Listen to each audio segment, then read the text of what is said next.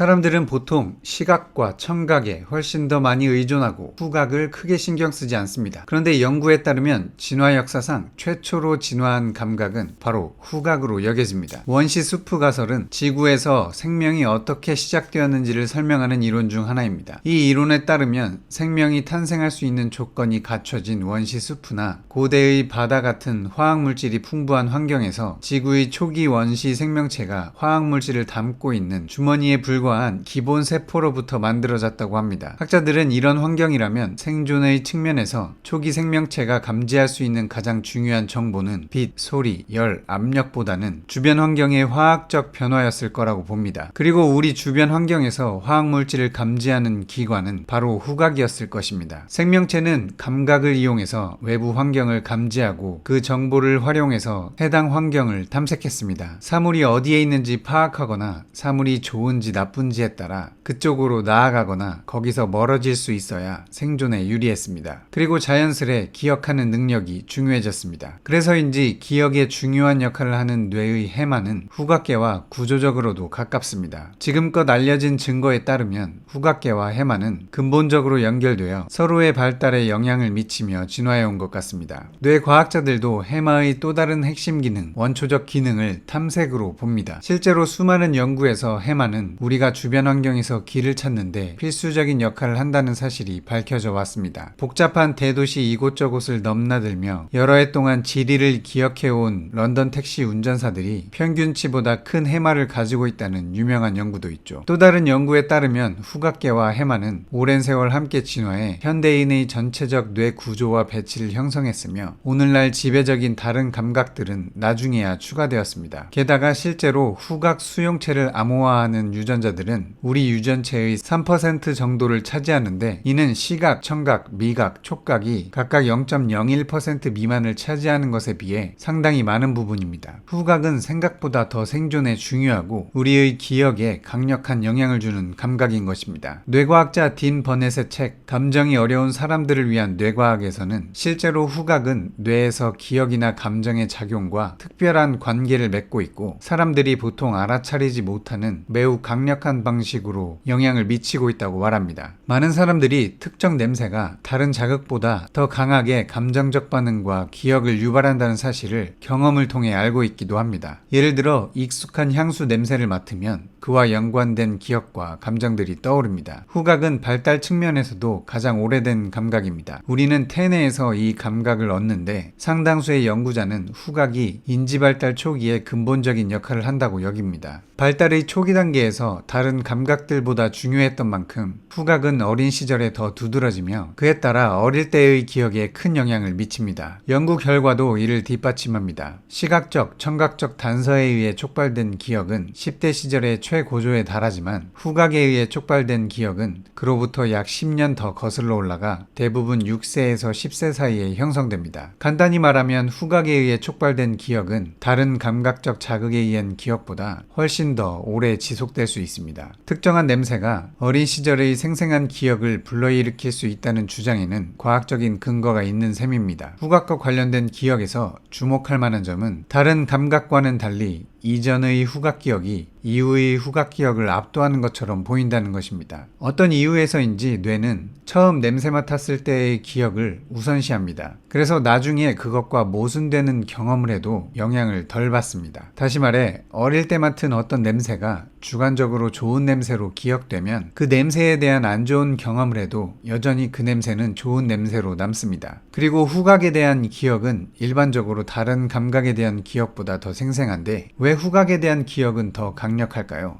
다른 주요 감각들은 시상을 통해 해마의 기억 시스템과 연결되어 있습니다. 시상이란 뇌의 깊은 중앙부에 자리한 중요 부위로 뇌의 특정 부분에서 필요한 곳으로 정보를 전달합니다. 감각 정보가 생성된 곳에서 해마로 보내져 기억으로 전환되는 과정도 이 일에 포함됩니다. 하지만 놀랍게도 후각은 이런 식으로 작동하지 않습니다. 후각계는 진화적으로 먼 옛날부터 해마와 결합되어 있기에 시상을 거치지 않고도 기억 시스템에 직접 접근 접근할 수 있습니다. 마치 VIP 입장권을 가진 사람이 길게 늘어선 줄을 기분 좋게 건너뛰고 출입구로 직행하는 것처럼 말이죠. 이 과정은 두 가지 방식으로 작동합니다. 최근의 연구에 따르면 해마는 후각 네트워크 가운데 꽤 유명하긴 하지만 아직 상대적으로 잘 연구되지 않은 부분인 전후각 신경핵과 연결되어 있습니다. 어떤 냄새에 대한 기억이 되살아날 때 해마가 이 영역을 활성화하는 것으로 보입니다. 매우 복잡한 과정이지만 우리가 어떤 냄새에 대한 기억을 떠올릴 때 기억만을 떠올리는 건 아닙니다. 해마는 후각 네트워크와 특수하게 연결되어 있기 때문에 말 그대로 그 냄새를 다시 맡는 것에 더 가깝습니다. 후각 수용체가 특정한 냄새에 의해 다시 작동될 정도까지는 아니지만 이 과정은 우리가 특정한 모습이나 소리에 대한 기억을 떠올릴 때 경험하는 것에 비하면 눈에 띄게 두드러집니다. 이 또한 뇌가 냄새와 관련된 모든 뉴런들의 시냅스 연결을 통해 냄새를 처음 접했을 때의 기억을 재활성화하는 것이 더 쉽다는 뜻입니다. 그래서 후각은 기억을 형성하고 촉발하는 일에서 다른 감각들보다 유리합니다. 후각이 기억에 매우 강력한 영향을 미치는 또 다른 이유는 뇌의 감정적 과정과 매우 밀접하게 연관되어 있기 때문입니다. 그리고 잘 알려진 바와 같이 우리의 기억 체계는 감정의 영향을 많이 받습니다. 특정 냄새는 현재 상황과 상관없이